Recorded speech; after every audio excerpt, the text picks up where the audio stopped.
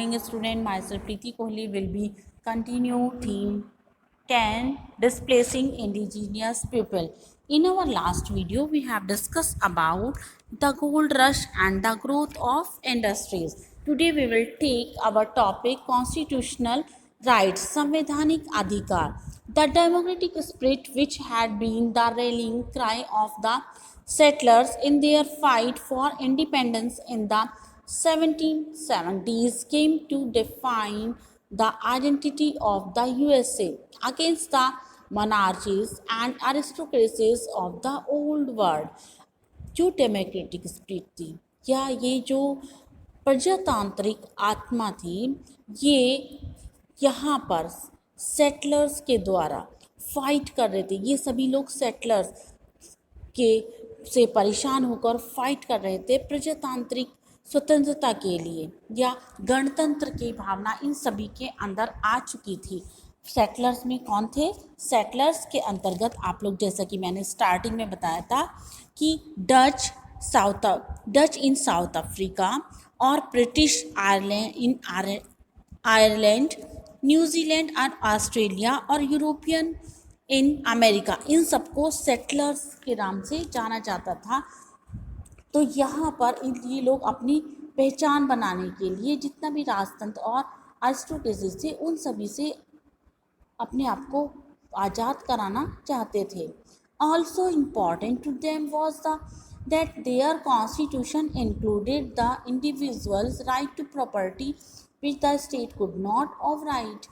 और इसमें इम्पॉर्टेंट ये थी कि इस कॉन्स्टिट्यूशन में ये इंक्लूड था, ये इंडिविजुअल राइट टू प्रॉपर्टी, हर एक का राइट, या ये लोग प्रॉपर्टी का राइट चाहते थे, हर एक का अपनी प्रॉपर्टी का राइट चाहते थे, उसकी स्वतंत्रता चाहते थे। But both democratic right, the right to vote for representative to Congress and for the president and the right to property were only white men। जो ये डेमोक्रेटिक राइट्स था, इसके अंतर्गत वो लोग ये दोनों राइट जो चाहते थे, लेकिन ये राइट सिर्फ वाइट मैन के लिए था। Daniel Paul and Canadian native, जो कि एक कैनेडियन नेटिव थे, उन्होंने ये पॉइंटेड आउट किया कि 2000 में थॉमस पेन ने the champion of democracy at the time of the war for American independence and the French revolution use the Indians as model of how society might be organise. उन्होंने Thomas Paine ने यहाँ पर, जो कि democracy के champion थे और American war independence के लिए भी आगे आए, प्रजातंत्र स्थापित करने के लिए वो आगे, और फ्रेंच रिवॉल्यूशन में भी रहे, कि यूज़ द इंडियन मॉडल्स। उन्होंने इंडियन मॉडल्स का यूज़ किया कि किस तरह से उन लोगों ने अपनी सोसाइटी को ऑर्गेनाइज किया। He use this to argue that the native American by their example show the seeds for the long drawn out movement towards democracy by the people of Europe. इस तरह से उन्होंने बहुत सारे ऐसे मूवमेंट किए जो डेमोक्रेसी के लिए यूरोप में लोगों के द्वारा किए गए, उसका उन्होंने एग्जाम्पल दिया। Now we take our topic the wind of change, परिवर्तन की हवा। Not till the 1920s did things begins to improve for the native people the USA and Canada. The problem of Indian administration, a survey directed by social scientist Louis Merriam and published in 1928, only a few years before the USA was swept by a major economic depression that affected all its people, painted a grim picture of the terrible poor health and education facilities for natives in reservation। यहाँ पर जितने भी वहाँ पर problems थी Indian administration को, एक सर्वे के अकॉर्डिंग सोशल साइंस लॉइस मैरियम ने पब्लिश किया 1928 में। केवल कुछ ईयर्स में ही USA ने वहाँ की जो मेजर इकोनॉमिक प्रॉब्लम थी उसको शिफ्ट आउट कर दिया या उसको हटा दिया।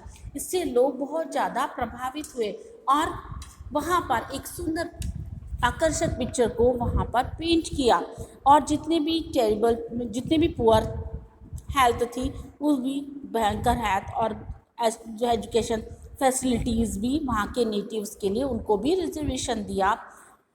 White Americans felt sympathy for the natives who were being discouraged from the full exercise of their culture and ultimately denied the benefit of citizen। इस तरह से अमेरिकन्स ने फेल्ट किया कि नेटिव्स के प्रति सिंपैथी दिखाई और वहाँ पर उन्होंने उनको बेनिफिट दिया जितने भी वहाँ के सिटीजन्स थे। This land to the landmark laws in USA, the Indian Reorganization Act of 1934। इस तरह से वहाँ पर जो राइट था रिजर्वेशन का, लैंड मार्क का, उनको लोन दिया गया। जिन्हें लैंड खरीदनी थी उनके लिए लोन की व्यवस्था की गई। और 1950 से 1960 तक यूएसए में कनाडियन गवर्नमेंट ने ये सोचा कि यहाँ पर स्पेशल प्रोविजंस में एंड किया जाए, उसको ख़त्म करने की जो स्पेशल प्रोविज़न है उसको ख़त्म कर दिया जाए नेटिव पीपल्स के लिए। और उन्होंने वहाँ पर एक नए स्ट्रीम को ज्वाइन किया और यूरोपियन कल्चर को अडॉप्ट किया, लेकिन नेटिव्स ये नहीं चाहते थे। और 1954 में डिक्लेरेशन ऑफ इंडियन राइट का डिक्लेरेशन या उनकी घोषणा होने पर उन्होंने प्रिपेयर किया, उनके द्वारा जो प्रिपेयर किया गया था, बहुत सारे नेटिव पीपल्स ने एक्सेप्ट किया वहाँ की सिटीजनशिप, यूएसए की सिटीजनशिप को एक्सेप्ट किया। बट लेकिन वहाँ की condition reservation would not be taken away and their tradition would not be interfered with. और उनकी जो ट्रेडिशंस थी उसको भी उन्होंने कोई भी हस्तक्षेप उसके बीच में साथ नहीं किया। अ सिमिलर डेवलपमेंट, और एक सेम ऐसे ही डेवलपमेंट कनाडा में हुआ।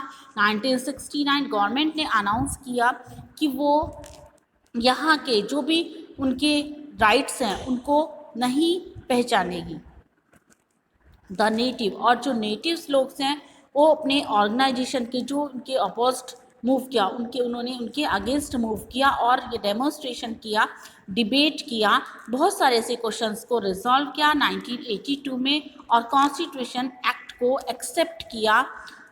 ट्रिटी राइट जो थी नेटिव्स के द्वारा उसको भी उन्होंने स्वीकार किया। बहुत सारी डिटेल्स के ऊपर वर्कआउट किया गया और आज ये क्लियर है कि जो नेटिव पीपल्स हैं बोथ कंट्रीज, दोनों कंट्रीज में, do reduce so much in number from the what they had been in 18th century में उन्होंने जो भी उनके साथ कमी रह गई थी उस सबको पूरा करने की कोशिश की और उनको राइट्स और उनके कल्चर या उनकी संस्कृति को भी, पार्टिकुलर इन कनाडा में भी स्केयर लैंड जो एक पवित्र उनको लैंड दी गई जो उनके लिए पवित्र थी, ये प्लेस प्रदान किया गया।